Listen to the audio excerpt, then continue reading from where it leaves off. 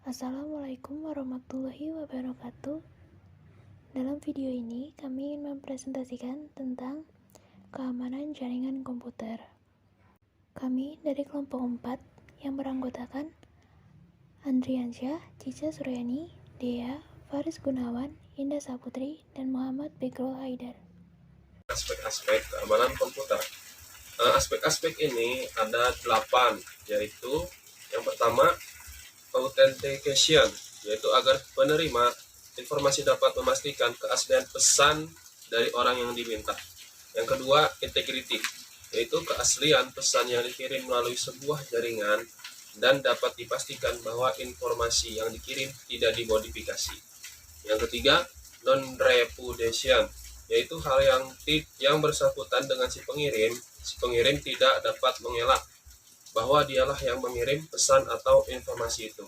Yang keempat, authority, yaitu informasi yang ada pada sistem jaringan tidak dapat dimodifikasi oleh pihak yang tidak berhak akses. Yang kelima, confidentiality, yaitu usaha untuk menjaga informasi dari orang yang tidak berhak akses.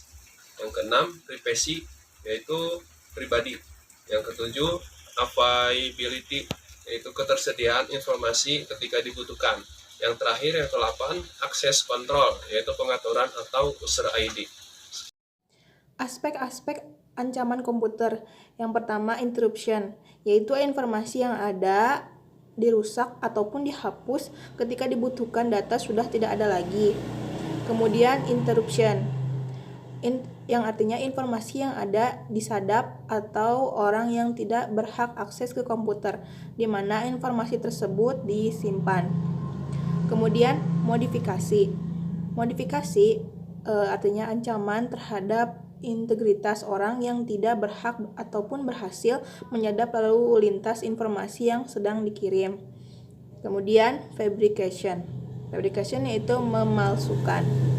Kemudian cara mendeteksi serangan.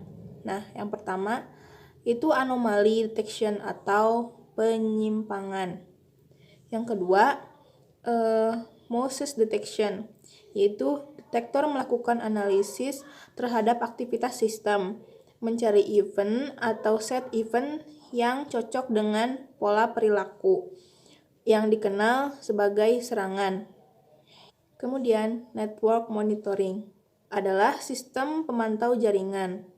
Untuk mengetahui adanya lubang keamanan biasanya dipakai SNPM. Kemudian intrusion system atau IDS, penghambatan atas semua serangan yang akan mengganggu sebuah jaringan. Mencegah serangan yaitu ada 3. Yang pertama, desain sistem. Desain sistem yang baik tidak meninggalkan lubang-lubang yang memungkinkan terjadinya penyusupan. Kedua, aplikasi yang dipakai. Aplikasi yang dipakai sudah diperiksa dan apakah dapat dipercaya. Ketiga, manajemen pengolahan suatu sistem yang baik menurut standar operating procedure atau SOP. Aset perlindungan. Aset merupakan hal yang penting dan merupakan langkah awal dari berbagai implementasi keamanan komputer. Yang kedua, analisa risiko. Identifikasi akan risiko yang mungkin terjadi sebuah event yang spesial yang bisa mengakibatkan suatu sistem dirugikan. Yang ketiga, perlindungan. Keamanan dari sistem komputer baik PC atau yang terkoneksi dengan jaringan. Yang keempat, alat. Tool yang digunakan pada PC memiliki peran penting dalam hal keamanan karena tool yang digunakan harus benar-benar aman.